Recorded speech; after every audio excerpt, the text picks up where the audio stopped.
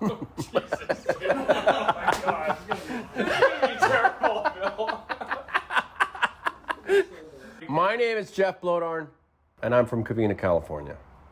I'm a part owner in Sweatshop, so me and my partner Frankie own Sweatshop, which is obviously a chopper-driven sissy bar. Not obviously, I guess if you don't know who we are, you don't know who we are, but Sweatshop is a sissy bar bag, in theory a sissy bar bag company. We make other various parts for choppers. Started in 2013, I guess. Yeah, 2013, I think it was.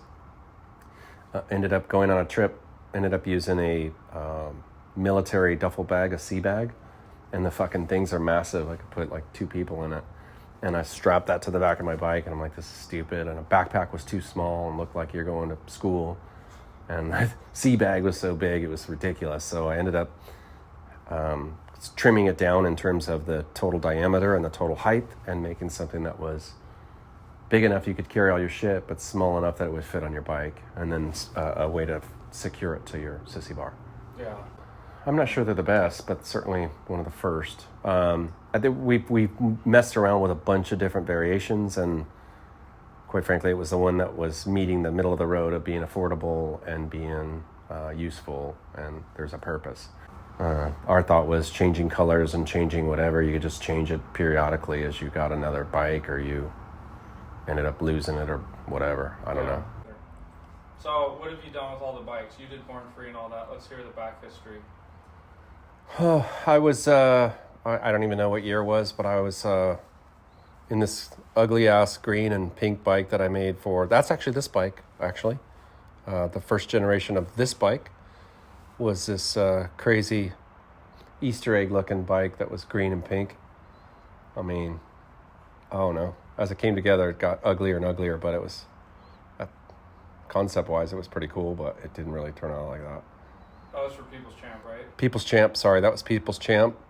Like I said, I don't know what year that was. And then the next year then was a Born Free build for a trike that I built. Panhead trike. Was that Born Free 10? Yeah, 11 maybe? I think it was 11. That was a sick bike though, that trike was cool. Oh, thank you. I'll be honest, I thought the rose bike was sick. It's just the color combo. The color combo was rough. The color combo was a little too radical. The show, honestly, the show stuff is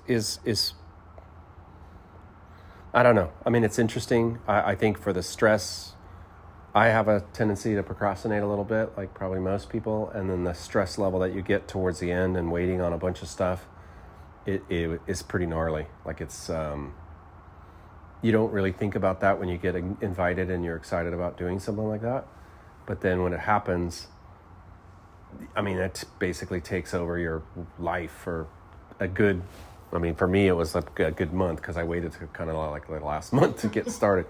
But it was it was an all-nighter a couple times on different spots. On both builds, it was very similar. You would have thought I would have learned my lesson on the first one, but I didn't. And so the second one was just as gnarly, if not gnarlier. Yeah, I remember that you trying to salvage. It was like 2 days before the show, and it wasn't even together yet on the trike. I mean, there was other things that I had going on. That I had a panhead that I had bought, and then I had the motor built, and it was lags on every, that guy coming, and by the time I got it, I couldn't kick the fucking thing over. I'll be honest, I don't even remember now what the fix was, but I couldn't start the bike, so on top of, I spent a lot of time trying to get the bike running as opposed to finishing it, and so there was just a lot of time that was wasted in my mind of stuff that I probably shouldn't have done.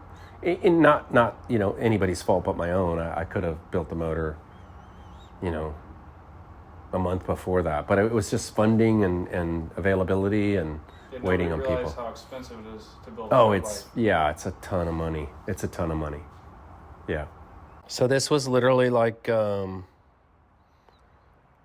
Homeboy's song where he puts it together one piece at a time, but I didn't steal anything from a factory or anything, but I ended up buying the heads from Grant, and then everything was bought pieces and part, literally piece by piece, quite frankly. I bought the frame from Grant at another time, or maybe the same time. It's a VL frame. And then the front end I had already, but it's been like 3 different front ends. But this front end I've had for a long time. It's a narrowed and lengthened original Springer. And then this tank is just another tank that put on as this type of version. I'm not sure that this is the last version or anything, but certainly this version is done. I bought the motor from Mike Silvo, who is, I don't know, Wheels Through Time or something. Whatever, I don't know. Anyways, he had the cases. I didn't have the money at the time. I was getting paid. I was waiting on a job, and I was getting paid like a week or two later. And so I'm like, okay, I'll set this all up. And this was probably, I don't know, 10 years ago maybe? Yeah, about that. 8, 7, probably about close to 10 years ago. And so I'm like, okay, I'll PayPal you or whatever. And Mike's like, no, I just want cash. And I think it was like, I don't know, $6,000 or something like. I'm not sure. I can't remember exactly what the price was. I think it was about $6,000. So I'm like, okay, well, I'm not sure how to do that. Like, I live here in California, and he's like in, I don't even know, full East Coast. I don't even know how I was going to get that. North Carolina, something like that. I'm not sure. Ended up getting a book, and I cut it out, and I put, $6,000 is not a stack, right? But it's a pretty good chunk. Ended up cutting a book, putting in this book, and figuring, okay, nobody's going to know. I'm going to send this, and then I won't have to worry about it. I actually went to a FedEx place, just some random, like, mom and pop little FedEx place.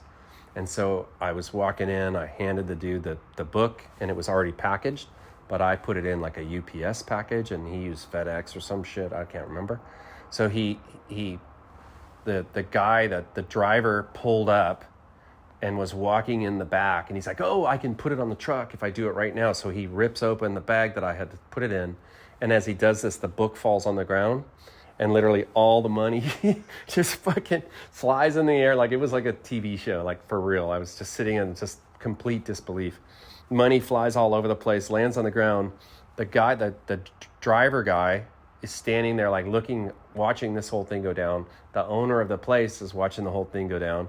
They swoop up all the money, stick it in a regular bag, no book, he threw the book in, but the money was like on top all over it. Like he just grabbed the book, slid it in a pouch, grabbed all the money, threw it in the pouch, zipped up the pouch, gave it to the dude, and the dude drove away. And it happened like so fast, I wasn't even sure what to do. I was just like, oh no. And I'm like, hey, is that guy cool? Like, he goes, well, you're not supposed to ship money. And I'm like, yeah, I get that. But he goes, oh no, he's cool. He's good. I'm like, how do we, what? And he goes, oh, I think he's going on a cruise tomorrow too. And I'm like, well, fuck, he's going on a cruise with $6,000 with my money. And then this dude, Mike, is waiting on my money thinking I'm cool with the money. And how am I going to explain? Like, it's a total, like, shitty story. Like, oh yeah, the post office guy took my money. Like, that's shitty. Who's going to believe that? He's on a fucking cruise getting Mai Tais with cash, just right. But anyways, he ended up getting the money, but it was just like story after story of how this fucking thing kind of went together. And I guess when the dude got back, or when it shipped or landed, it actually went to that store, the house next door, not to Mike's house. It was just a fucking mess, quite frankly. But it was just kind of the story of how this whole fucking thing was, I guess, like everybody else's, like the journey of getting some shit. But that was pretty gnarly. Just cash only. I never had done that. I mean, it wasn't $1 million, but it was enough where I was like, fuck, if I lose that, I'm fucked, That's pretty funny. How about the oil tank on that? How do you make that thing? The oil tank is just U-bends, stainless steel U-bends. It's two different sizes. The middle one's smaller just to give it a little bit of contrast. And then cut out basically the guts of it, and then welded them together, and then made a pan, interior section tank of it. I think that's my favorite part of the bike. Well, thank you. There's probably not another one like that in the world.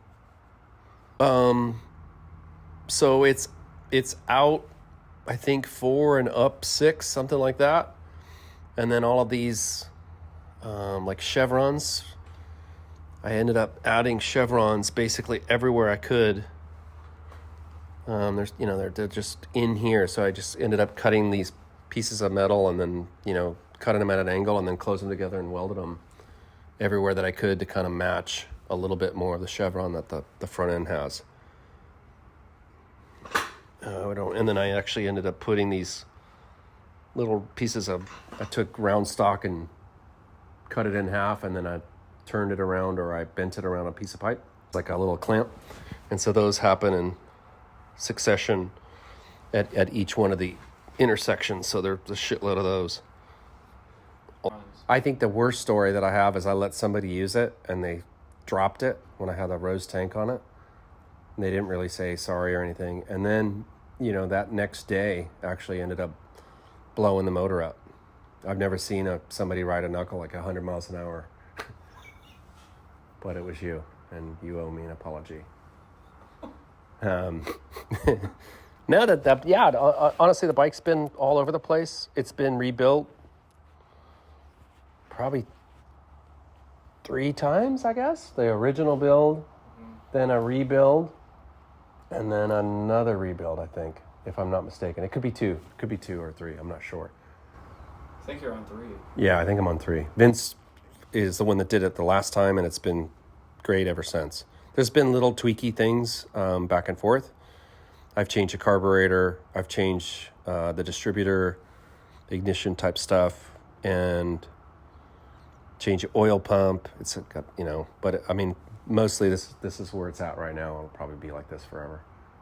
This summer is literally jamming out to Wisconsin. So we're going to start in Milwaukee and then ride from Milwaukee down through Chicago, up, back, and around the Great Lakes, and then across to Sturgis, and then from Sturgis down through Colorado, and then across back to Utah.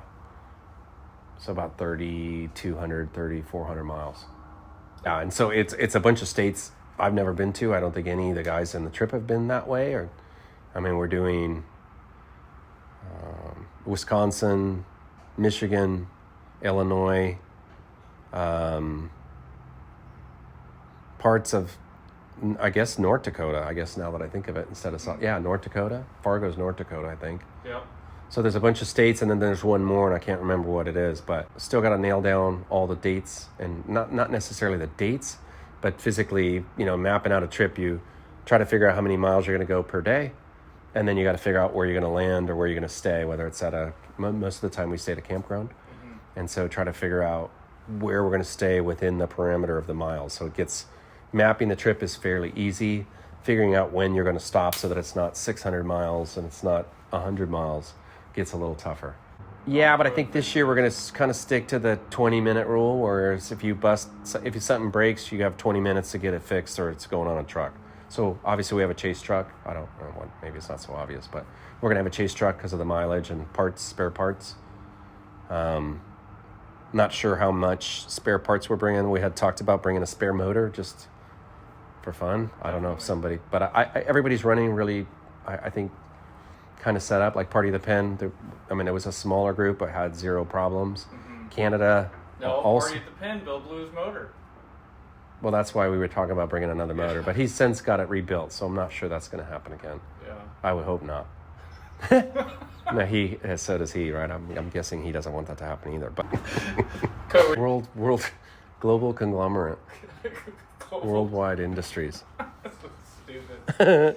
Do you wanna? I'll put at the end how people get their warranties on the sissy bar bags. Yeah, fill out your warranty card for sure. And check out our awesome website. It's fucking really updated and it's really nice. And all the shit's on there. The warranty card's like on a little subsection, a drop down. QR code and the whole bit. Yeah.